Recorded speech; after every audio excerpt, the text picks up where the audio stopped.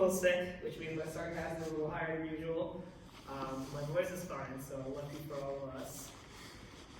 I got a new computer, doesn't have PowerPoint, because I stole that from my dad on my first computer. So all the fancy graphic stuff I do is under the PowerPoint design tab. So now I just get black and white. And this is just a really crazy theory I've been working on. Everything else I've told you is pretty substantiated. You know, you'll learn it in class. You'll learn it basically in a lot of other places. But this is something I just completely made up by myself. Let's see, how do I present on this thing? I've never used Keynote before. Let's see, how does this work? Play? It's you. Yeah, I think it's Is it play? Oh, fuck. There it is. Alright. You want to record this for all those at home? It's on. You're having to crop out this whole first part where I couldn't figure out how to use Keynote. Hello, those of you watching at home. Anyway, so this is something that I came up with. I call it the AHA hypothesis because I figured that the more complicated the name, the more memorable it is. You know, you don't see that many like Bill's hypothesis or Steve's hypothesis going around. It also has my initials in it, AA. But I won't bore you with the origins of the name. I'll get to what I was thinking about. So this is kind of a good review of what we've been working on over the past like 5 to 6 weeks. This is what people come in thinking, right? They're like, the way to build a company is to come in, you know, you have an idea, you go hide behind a rock, you build your product, and then because you know exactly what customers want, and you're a goddamn genius, and you're Steve Jobs, you sell it and you make tons of money, right? And that's basically like the first evolution of entrepreneurship theory, where it kind of showed that most people don't know what customers want, and building something behind a rock gets you, late to the market, and usually your product isn't the right fit, and you wasted a lot of engineering time, right? Then there was lean entrepreneurship, or the discipline entrepreneurship framework. That's what we teach you. If you go to any HCI classes, right, you learn the same thing. You take entrepreneurship classes, you learn the same thing. It's a very cookie cutter, basically, like method of building a company. So instead of, starting with building something, you start with validating your customer need, right? You ask like the survey questions, you do in-depth interviews, you figure out whether or not there was an actual problem, right? And then you iteratively build your solution, right? You build like those envision prototypes that we talked about, right? And you show them to your customer and you see if they're a good fit. You try to gauge if your solution is a good fit, and then you just you build low fidelity, mid fidelity. You start building a MVP, and then you finally launch your product. So that's kind of how it's worked. That's how we've taught it in this program for like the past 3 or 4 cohorts. But the issue that I kind of noticed with this methodology is that it's still really hard to figure out if you have product market fit, which is kind of a buzzword that we've talked about. But essentially, product market fit just means is your solution the right one for the problem, right? So this method is great for figuring out there's a problem, right? But until you build your MVP and start handing it out to people, you really don't know if you have product market fit, right? And that's basically the whole, I'd say it's one of the big points of the lean entrepreneurship method. It was to make sure that you do have product market fit, because the number one reason that companies fail is that they don't have that, right, according to CB Insights. But I still feel like we've done this like 6 times and it's still the same problem, right? Like 80% of companies still don't find it, they still have no idea, there was a ton of engineering time, and they just basically, it's still a waste. I think this isn't like the best solution we can come up with.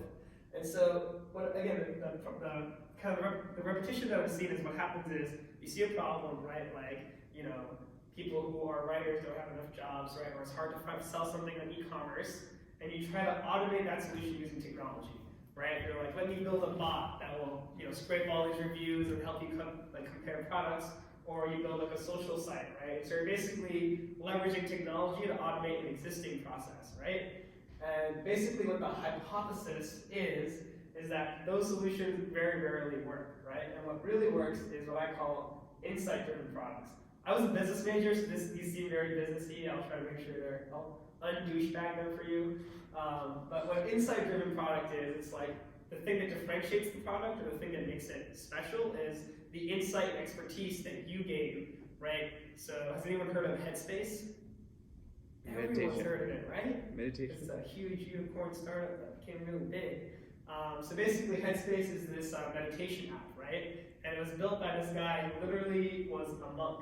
So he was playing rugby for the School of London, or some like international team, and then he randomly goes and decides to like train as a monk in Burma for like 10 years, right? And then while he's training, he tries to come back to society by giving meditation lessons, and one of the guys in these lessons is a marketing consultant. And together they come up with this huge app, right, called Headspace, and it becomes a huge company. And what I'm trying to say is like, clearly Headspace, actually this is only if you do Headspace, but there's nothing that's technologically different about them, right? It's just a database of like audio files and exercises, right? Just like every other meditation app. But this guy trained for 10 years, right, as a monk. And that expertise and that knowledge, that's what they're selling you on, right? You don't pay for Headspace because of the database. You pay for it because of the expertise and the specific knowledge that person has gathered. That makes sense. You're hearing me, right? Everyone's nodding their head. Great. So like, again, products that derive value from the expertise and specialized knowledge of the founders are usually more successful technology-driven products. This is a hypothesis. I have not done like a ton of research. It's just from the cohorts at CMU, but I feel like you probably could do a much more quantitative research to try to figure out if that's true. And so, basically, the solution now, what I'm thinking might work better is, instead of focusing on trying to automate what people do, you basically just become a consultant and work to solve that problem with a person over and over and over again. And using that, you build a specialized knowledge, right, over maybe like a month or 6 months or a year. And then you basically find a smaller, repeatable pattern that works and you automate that. So, I don't know, I don't know if I can just skip to the end, because I feel like this is really just, meandering the point. But I guess I'll give you one quick example so that it's super, super clear. So when I started my first company, I did the same thing, right? I was like, kids have a hard time finding jobs, so what they should do is we'll just automate the whole process, right? We'll have a scraper that finds jobs for you, right? They'll have a scraper that sees your network and finds you, someone in your network that, can refer you to a job. So you just automate a process that people already did, right? And we spent countless hours, literally like 2 years, like building this product, getting it out there. And it got mediocre success. I think there's definitely nothing that says this can be as successful. But then, after 2 years and kind of seeing that our retention was really low, that we were really fighting to get people to come back to the platform, we created JobBuddy, which is basically just an iteration of the first company. And what that did is it basically realized that warm outreach is just really hard and kids are really awkward. They just don't like reaching out to their friends. The problem isn't that they never find anyone, it's just teaching people to network and writing articles and doing all the stuff that we tried to do to get people comfortable with reaching out and like automating this warm networking thing just wasn't working. And so we basically figured that after 2 years of trying to build expertise in this, we realized that cold outreach actually works a surprising amount of time. So instead of forcing people to find a warm connection, we basically leveraged some of the experience I had from TEDx, finding people's emails, because that's what you do in TEDx. It's like a weird, creepy stalker gig where you have to stalk celebrities and get them to come give a talk. So I basically used that to build this new system, where what it did is it basically found recruiters' emails, and it basically helped you send a cold email to recruiters through a specialized template that I used over and over again. And so now the differentiator is my expertise, right? Because I wrote exactly what you would want to write. And so instead of trying to teach you how to network, I used my own expertise in networking and basically tons of emails that I sent to recruiters. And I also kind of use the expertise in how to basically like kind of find that recruiter's email and figure out who the right person is to contact at a company to get that job. And so this is basically an example of automating the process, which more naturally comes, I think, from lean entrepreneurship versus an insight-driven approach, which comes from like the AHA hypothesis or the process that I'll describe. So I think this point has been like very much meandered, so I'm just gonna get to the last slide here, which is what it actually is. Hopefully it's this. You know what, I'll skip this here. So basically what this says is, what we had you do was we had you go out and talk to customers, and then we had you build InVision prototypes, right? But if I were to run this program again, what I would have you do is, again, referring to YouTube because you're the only ones that are here. I should also divide the video. But anyway, you're trying to help technical writers, right? So instead of focusing on building an InVision, just, again, become the product and help technical writers find jobs yourself over and over again. So what I mean by that is just sit with them, help them apply to jobs, and try to get like at least like 5 to 10 people jobs, right? And build the expertise in what their problems really are. Instead of kind of seeing if there's a problem and then going to try to build something, like you just basically, the reason I call it the AHA hypothesis is because the first 2 letters are my initials, Mark Agrawal, And the last word is hat.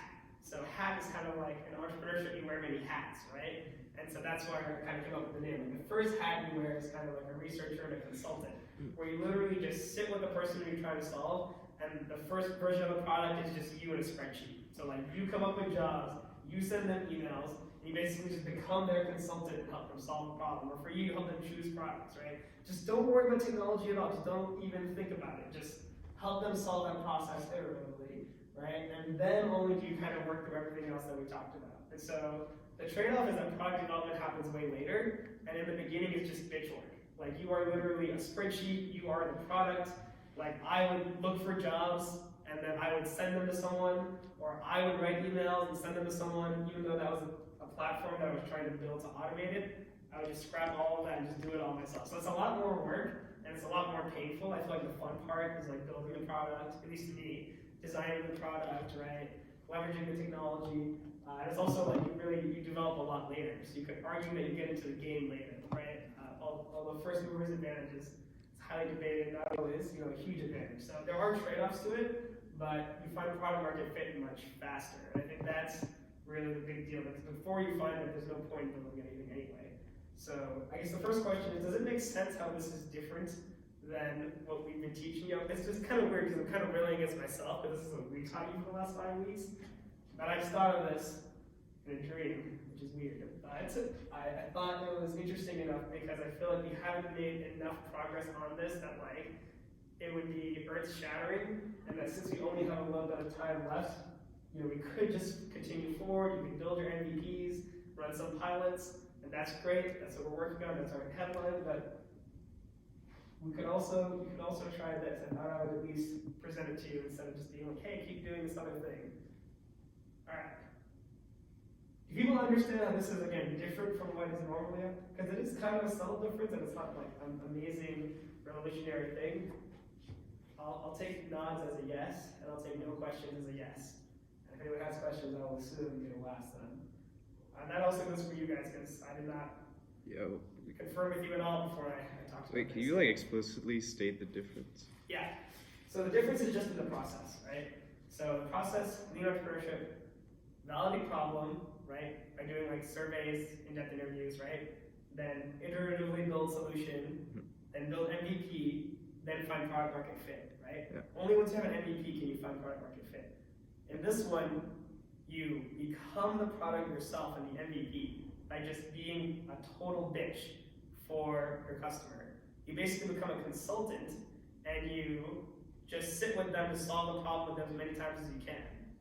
And only after that do you begin development. So the difference is when you talk to your Exactly. Basically, it's very similar. You just take the last piece and you put it in the front. And other than that, it's completely the same. What if the market doesn't know what it wants? Well, it's not about the market knowing what it wants. It's about basically the big difference is the first time you actually solve someone's problem in lean entrepreneurship is here, right? Because you built a product, and only now have you actually, the only time I have helped anyone get a job is after NetScale's MVP was built out and I got enough people on the platform to get critical mass, right? Yeah. In the AHA hypothesis, the process, or whatever you want to call it, you would start by just helping people find jobs yourself and become a consultant for the person. How can I do that if I don't have NetScale? What's up? How can I help them find a job if I don't have a NetScale? Because you become the NetScale. Because what I'm arguing is that most products are just a database and some API and maybe a little bit of specialized knowledge, right? Okay. And so if you do a lot of bitch work, you can replicate NetScale, right?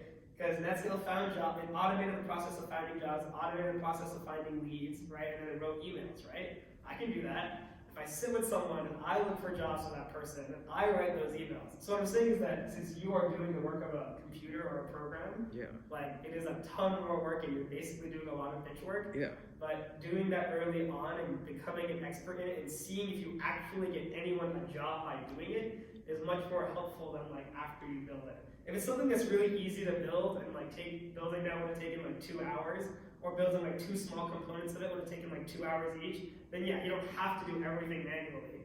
But the premise is you don't start building something until you actually help someone solve a problem at least 3 or 4 times, so you know that you have a solution that solves the problem. That's why it has product market fit early. So that question is really valid. It's not like a super different revolutionary thing, but I think it is really different because the way that we teach it, it'd be a completely different process for So, our. so when you're making a NetScale type thing, like when you first did it, like Yeah. when did you figure out the product market fit? Like how did you know you wanted to continue? Well, when we started getting people jobs, right? I mean, what's the metric that matters? No, like I mean before that. Like Well, we didn't really know. We knew there was a problem, right? Because we did a lot of in-depth interviews and people said they had trouble networking. They Yeah. said that the job process was very painful. They said that existing tools that didn't like help them with it enough. So we knew there was a problem, right? We still didn't know that this platform that we built is the right fit and it would work. Right? We just didn't know that until we built it. okay. That makes sense. How do you Yeah. know if it's going to work until you build it? Yeah. But I think there is a way you can do that by like fake building it. Yeah. So, does that make sense? Is this just getting more confusing or is this No, making more sense? that makes sense. Yes, it makes more sense, but then like it's still, I feel like you still need to follow the lean problem first if you don't really know what the problem is, or you're not like committed to solving a particular problem. Because like like your problem is like you already knew the problems, like you want to find people jobs. Yeah. But like if you don't, then you need to do like the fact finding thing, the interviews and everything first. Yeah, I'm not saying the in-depth research and stuff isn't that. What I'm saying is like, let's say you want to help students, right? If you just told a student like, hey, I want to consult and help you with whatever, right? Like, that's a better way to solve a problem than to be like, tell me about your day. Like, if you like sit with them through their day and you like just promise to help them with whatever problem you have, like that is the greatest form of in-depth research that you can do, right? It's almost observational research. So yeah, I'm not saying you know that all the other stuff is irrelevant and that this is going to work 100% of the time, but I think this is an alternative that I think will work better most of the time. Because you can sit there and you can have a survey, right? You can sit there and you can be like, walk me through your day. You know, how do you purchase these goods? Or you can like, you know, try all these things and see what sticks. Or you can just sit with them and be like, all right, like I'm gonna help you with your day. You know, like what's an issue you have? And then just like sit with them for like weeks and like help them solve their problems. Like that could be a way to find a problem in itself, right? Where like you find a user that you want to help, and then by kind of sitting with them, getting to know them, and becoming like a researcher and a consultant for them to help solve their problems, you better understand that. Does that make sense? So you're saying that like in-depth research and validating the problem is still important, and I'm saying that this could be a way of doing that. If you don't know the problem, it doesn't necessarily depend on you knowing it. But I think the in-depth research rate stuff works too. And like at the end of the day, honestly, like all this stuff doesn't matter like a ton. I feel like if you're someone like all this will do is it will just make it faster if you succeed or not, right? If you're a super committed entrepreneur that's willing to spend years working on it, right? And you don't mind failing over and over again, and you're really committed, like I feel like you can do well, right? This theory stuff isn't as important. Like, unless you really feel like you want to get it done, you put in the work, it's not going to work, right? No matter what. No theory is going to save you from that. And this is kind of to help make sure you don't go through like too many trials of failure. But yeah, at the end of the day, for with all of our cohorts, you know, it really just depends on you guys. So like, I want to make your company work, right? It has to be you. Which wasn't really tangentially related to your question, but. So yeah, I wouldn't worry about this too much. Again, I don't think it's gonna, you know, it's not necessarily gonna change the output of what happens. But I thought I would present it. I wanted to see if I was crazy or not as well. So I thought I'd get a few extra minds on it. And I was talking to my dad about it too, and he said this was obvious. He said most adults that start companies, like they already kind of do that. Like my dad's a business owner, and he was a consultant he literally was a consultant for 3 years, and based on that experience, he was like, oh, I can just automate this thing that our consulting firm basically gets paid like thousands of dollars to do. Built an enterprise system for it, and then like that was his company. So to him, he was like, you're stupid. Most adults that form companies do this because they already have those years of industry experience. And so even though you added this as a step, for most real adult entrepreneurs, it's already a step. So he didn't think it was like invalid. He just thought that it was obvious. But I think for kids like us or students who don't have any work experience and are trying to solve like the lives of people who we haven't been working in the industry for 6 years to do it, like that's something a lot of entrepreneurs maybe implicitly start with. You know, like you've been washing dishes for 10 years and you realize that this is a really shitty process, right? Or you've been selling enterprise software and you realize it's just really hard to find leads. But for us, we don't have that, right? We're just like, oh, this would be a cool idea, and then we just start. So, you know, there's a very good chance this is not revolutionary in any way, and that it's just a step zero that everyone already has and nobody really cares because for most people it already exists and that's where the whole thing comes. But for teaching this cohort that I'm doing like the last 2 years, like I think it's a step zero that we never consider, we never tell anyone to worry about. Yeah, I don't have 3 years to be a consultant. I don't think it's even 3 years. I spent 2 weeks. Like we're working on this new company now as well. It's called Sales Buddy. That's our working title. And basically, the point is, I won't bore you too much with the details, but one of our co-founders is working on this thing where it helps clubs find sponsorships. And all it does is it scrapes LinkedIn. You give it a title, you give it a list of companies, it scrapes LinkedIn and it just sends them emails, right? He was saying it's working really well to get sponsors. And I was like, that sounds great. Like that, maybe you could use that to help find leads for people who are trying to sell to enterprise, businesses. Like let's say you're trying to sell, software that helps you follow pharma laws to pharma companies, right? Just put in VP of sales or VP of product or something. You have a list of companies that could be useful. And so, now when we're building that, like, what the old process would be is build the first version, get to market as fast as possible, and then iteratively build that product. But instead, I went to go work for that company. Like over this winter break, I went to the office only like 3 or 4 times, and I just helped them find leads, right? I was like, what's the process that they use? Like, I literally became like an employee or an intern, and then I just spent a few days trying to like find them leads and solve their problem. And even after 3 or 4 days, I was like, oh, like, this is exactly the process that they use, and here are a bunch of other ideas that I thought of because these are the other problems that they have. So you don't need to become a consultant for 3 years. It's like marginal diminishing returns. Like try it for like a few days. And if you can solve someone's problem in like a few days, how is your platform that's automating what you're trying to do going to do that? I'm saying like I'd rather spend 3 days than be a consultant for 3 years. Right? Yeah. You don't have to, I know. I think that's a good point. I'm not saying you have to do that. I'm just saying that like any form of doing how much ever you can do, I think will just set you up for success. And it's just a hypothesis. That's not. I'm not gonna. Everything else I told you, I did not just tell you. Like I came from a textbook somewhere. You can find it. I'm not asking you to trust me. Like this did not come from anywhere other than my brain. So this is something where it's more. It's not a tested thing, but it's also. It's just a process, right? It's not like I'm telling you this is a formula to like build a brick or something that would it's much more. It's not as like. If this is a terrible thing, your company is not going to die, right? You spend a few extra days consulting, like the risk of it being wrong, I feel like is not that big of a deal. And I also think it's pretty common sense when I think about it. It's not even that big of a change, really, from how most companies are built. But for this cohort, I think it is different. Okay, I don't need to bore you too much with this. I don't think it's a super practical set of steps to move forward with. Vivek has much more useful and direct content on marketing. I don't know if you guys know, but Vivek has built companies with hundreds of thousands of dollars in revenue. He has sold his own SAT book, which sounds boring to me, but he has sold many of them. And so this is one of my favorite lectures. I would definitely pay attention. That was just food for thought, and I will send you the details of that PowerPoint slide as well. But I guess any other questions? Anything else making sense so far? I think I took way more time than I was supposed to. So.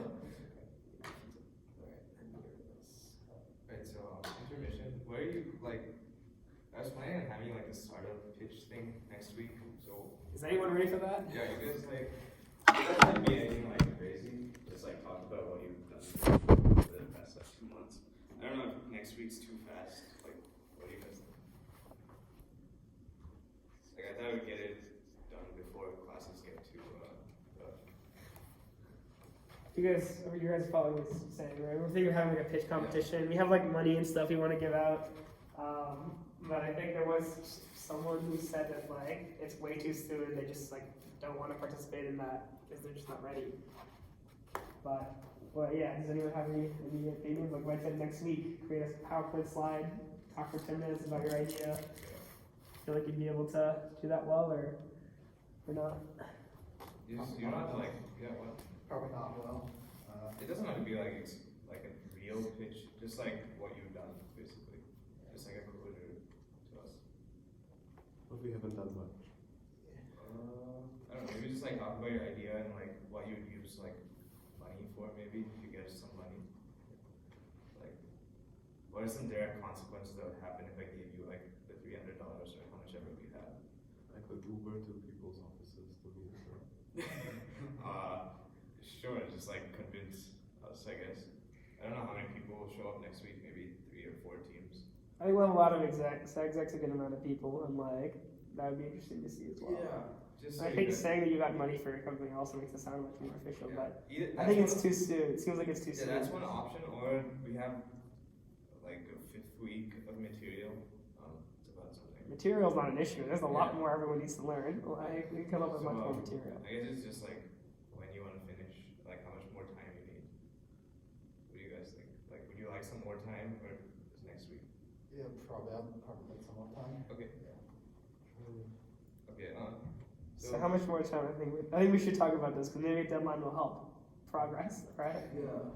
Well, like maybe. Like, do you think 2 weeks and then another like a 3 weeks and then 2 weeks and then like maybe a week to maybe like make a presentation or a few days? Or like 1 week and then like no class next Saturday and then it's just the week after. Because like I see that because I also got like do research on like how to like actually use pictures because like I'm not sure like. We'll help you with that. We can give you like a template, we have a some. poster board. It'll just be like state your problem, your solution, like what you're doing. Alright. Just like super simple, nothing crazy. I think 3 to 4 weeks, if that's a month, right? I feel like that should be enough time to really. I mean, it's used to be the idea to start with 5 weeks, so like 5 weeks was the whole program. Well, Yeah. So I don't know. We can skip a week, right, to like give some breathing time.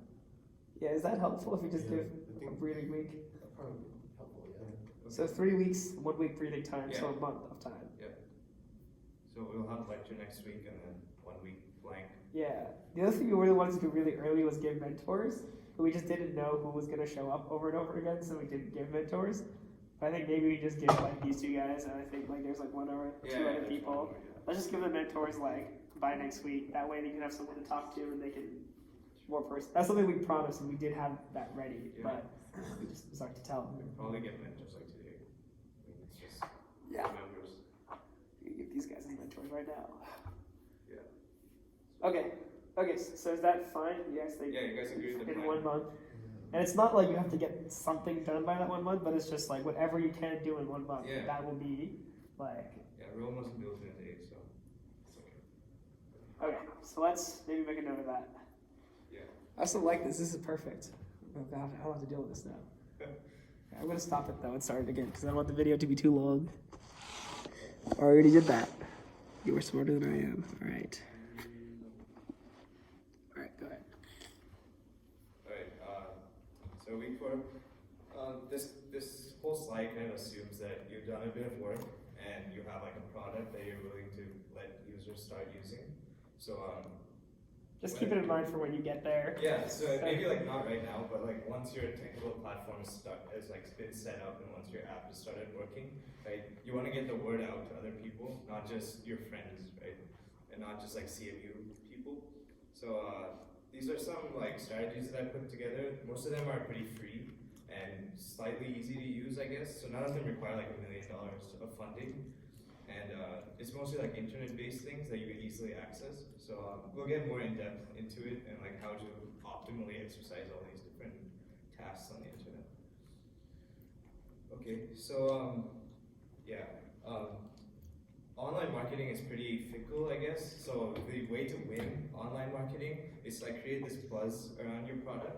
So basically what it means is like you want people incoming to your company website or your Facebook page or whatever.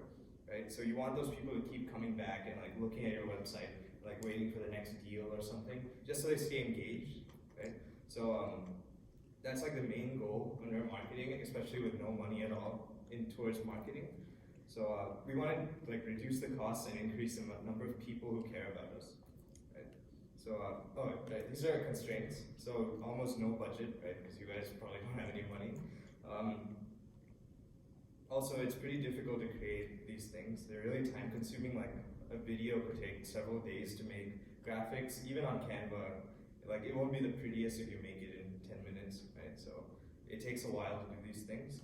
And also another constraint is like reaching those people who are willing to use your product effectively. Like finding the technical writers is not the easiest thing maybe. So you want to target those people specifically who are going to give you money, right? Because that's the goal. And for you, I guess everyone eats, right? So it's not terrible.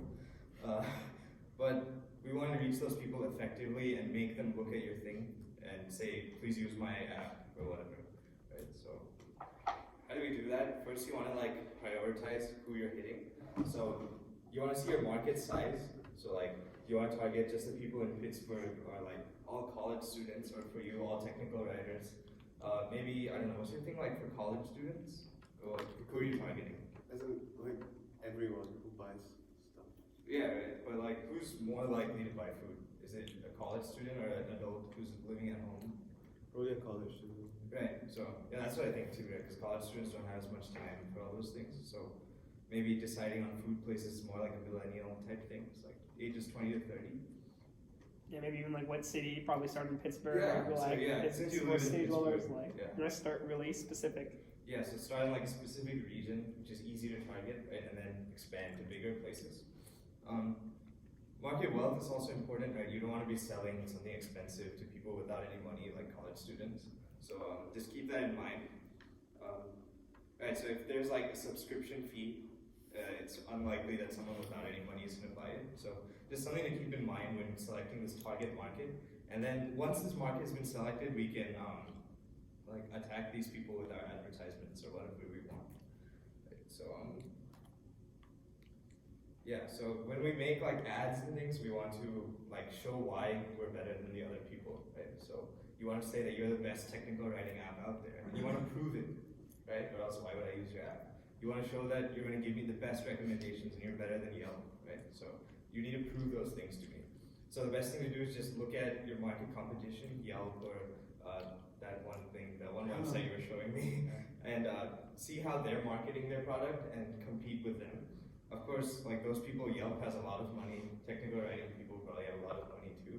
So that's a constraint, but we still have to deal with those things since we don't have any budget. So one way to combat this is to like prove your point, right? Make your value proposition clear. Show people that this is the optimal place to find technical writing jobs, or this is the best way to find food to eat around me, right? So once the customer is convinced, they're more willing to like go to your website, check your product out. So those are just things to keep in mind while you're creating an advertisement. You want to appeal to the customer. Yeah. Could you maybe give an example, like with your when you were selling like your books, like what Right. was with this one? Okay, cool. So this is a, you see this? Yeah. So it's a super low cost ad. I spent $14. Right? $14. And what it's doing is, so this is my book cover. Okay, so it's a math workbook, whatever.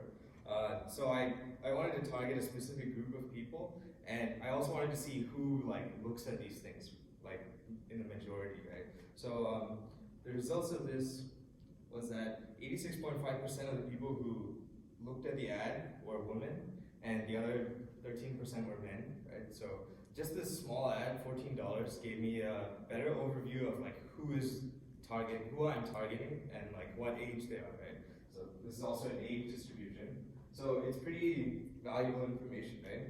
The max thing here is that women ages 35 to 44 are looking at my ad. So why would they do that, right? It's because obviously they're moms who want books for their children, right? So in this case, I think this ad is pretty effective since it's targeting the exact demographic that I want, and that they have the money to spend on this type of thing, right? So when you're creating an ad on Facebook, say for your technical writing or Yelp app or whatever, right? You want to maybe start off small with like $10, something like that. Push your ad out, see who looks at it, right? And that gives you valuable information on who your target demographic is. So it's kind of like solving your problem right there.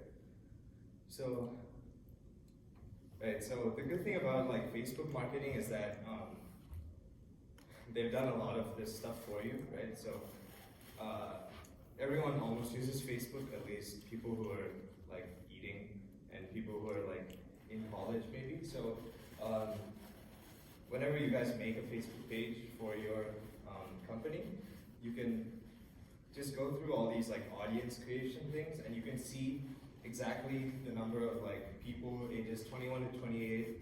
In this case, the example is beer. So all these people who like beer are being targeted by this ad. Right, so I've selected here specifically people whose interests are like alcohol, Corona, bars and beer, and I've excluded people in high school because obviously they can't drink. And I've chosen only the people in this 25-mile radius around Pittsburgh, right? And I want to target those people specifically. Yeah. This is not related to the math book, right? No, this is a completely different example. This is beer. This is, Yeah, this is a different cohort. This is last year's cohort. We had a team that was There was something like I a guess, beer app. cheap, Oh, yeah, they wanted to sell the cheapest beer in Pittsburgh, something like that. So this was the exact market that they were targeting, and I found it for them. So all you have to do now is just make a fancy ad or something and blast it to these people, right? So yeah, so I found out that about 90,000 people in the Pittsburgh region around us are interested in all of these things, right? So Facebook is pretty nice for telling us this. So when I created the ad, I've like targeted the perfect demographic that I want. So similarly for you in your case, let's think interests would be like food, college, cheap food, things like that, right? And so your audience may be pretty large. For technical writing, it's not going to be that large. It's going to be like maybe 10,000 people in this area. But just targeting those people is the best thing you can do, right? So so posting on social media is really hard. Like the first few posts may be kind of simple, but as you keep going on, it's going to be really tiring. It's a horrible job, kind of, maybe. So the point is to like keep creating quality content and like blasting these people. So you want their eyes to keep looking at your ad and like forcing them to go to your website. So maintaining a posting schedule is really important, like staking your claim in the market, proving that you're the best. So one way to do this is like getting something like Hootsuite or Buffer. Buffer is what I used to use. It's like $100 a year, but it automates your posts. So it sends like one post every day at 4 p.m. So it's something like that to keep you sane, I guess. So you also want a lot of organic growth. So a few slides ago, I showed you an ad of my own ad that I paid $14 for. So that creates a lot of non-organic growth, right? So instead of that, we want people to come to our website naturally, and that's what like really shows that we have social media presence. So we want to strive for organic growth. So whenever you get to creating ads, just make sure like organic growth is also improving. Right. So blogging is pretty effective as well. So just like writing about things that are happening in your community. So like technical writing community, what's happening. So like, I don't know, like make a WordPress and like tell people what's happening every week, every day, something like that, just to keep the audience engaged, right?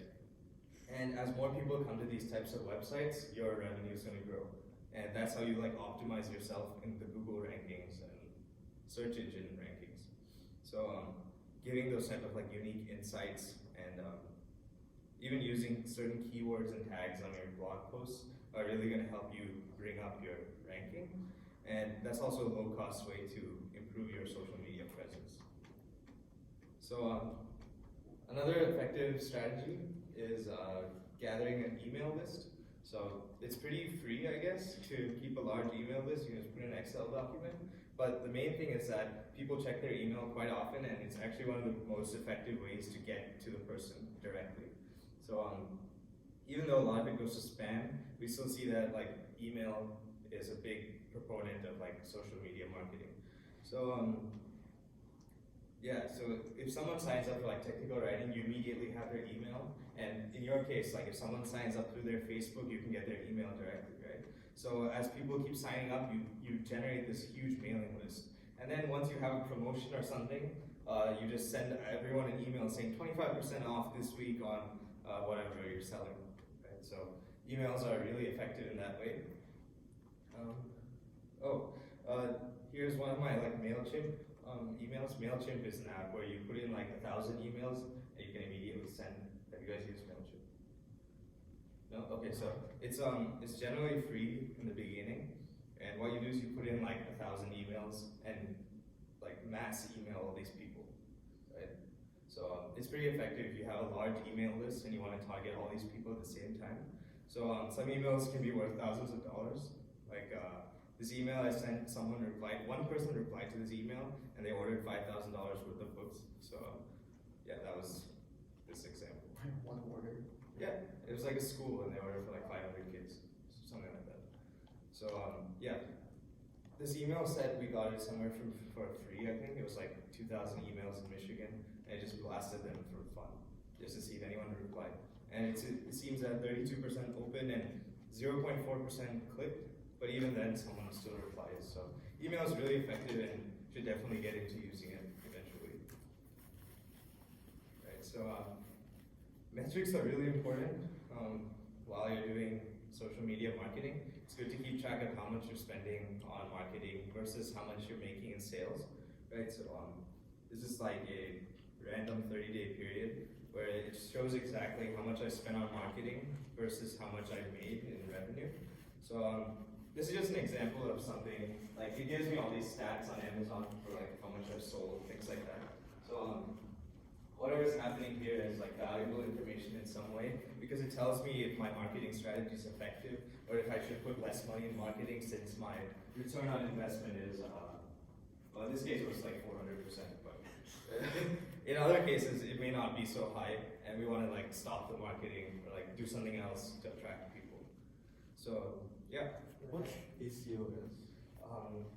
That's I don't know the acronym, but basically it's like for every $1 that I spend, I'm making $4 back, or like 25% something. It's like 1 over 25%. It's really weird. I don't know why they do it like that, but yeah. So like I don't know, like this day here, I spent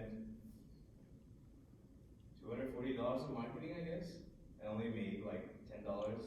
But this other day I made like $160 without spending much on marketing. And those marketing costs are like automatically made by Amazon's algorithms, so I don't have too much control over it. But the point here is that keeping track of what's happening is effective to tell you if you're working properly on your marketing. Right? Make sense? Right, so like that graphic is generated by it's automatically generated by Amazon's program. Yeah, so this just shows my like marketing stuff. So this isn't like all of the sales, but basically what's happening is like, this is showing like the graph of how much they have spent on marketing. Like I gave them like $1,000 a month and say do whatever you want with it to Amazon. So they like distribute that money over a month. And then my sales have been shown as well. So they're proving to me that their marketing is working.